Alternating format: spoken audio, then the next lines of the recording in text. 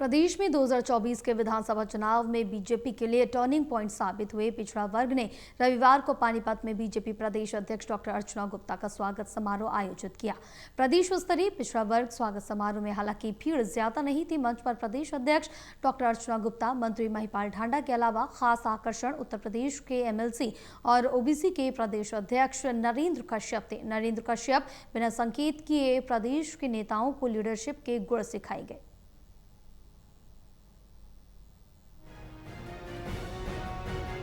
प्रदेश में पिछड़ा वर्ग में अब भी बेशक एकता और शिक्षा बाकी वर्गों के मुकाबले उतनी मजबूत ना हो, पर पिछड़ा वर्ग के नेता अपने समाज को झकझोर रहे हैं कि एकता पैदा करो और बच्चों को पढ़ाओ ताकि सरकार और संगठन में तुम्हें भी अपनी पूरी हिस्सेदारी मिले।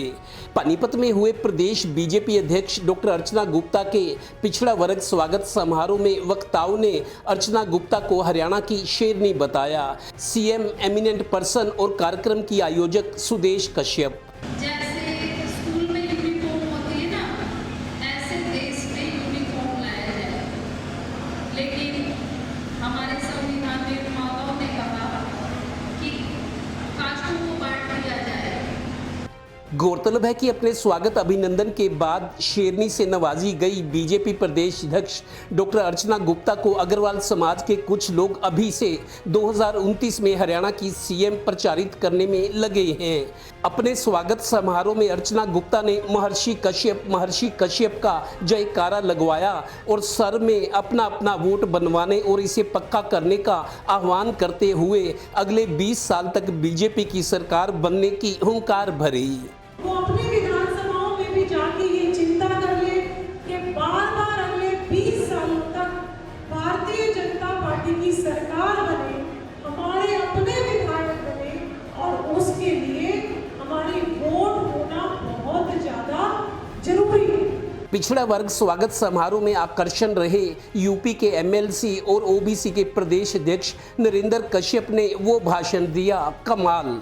पिछड़ा वर्ग समाज के स्वागत समारोह में उपस्थित होना है और मैंने बहुत हृदय भाव से उनसे कहा, मतलब कोई औचित्य तो है नहीं तुझे बुलाने का, बहुत अच्छा रहता है, लोकल लीडरशिप आती है, प्रदेश अध्यक्ष जी का आगमन हुआ, महिपाल जी का आगमन हुआ और भी पार्टी के बड़े नेता आते हैं, उनके साथ आपका संवाद हो, संपर्क हो और आप अपने मुद्दों पे बात कर सकें, अपने विषय पे बात कर सकें, सरकार के हित में बात कर सके। इसलिए मैंने उनसे क्षमा भी मांगी थी, यार छोड़ो मुझे मत बुलाओ।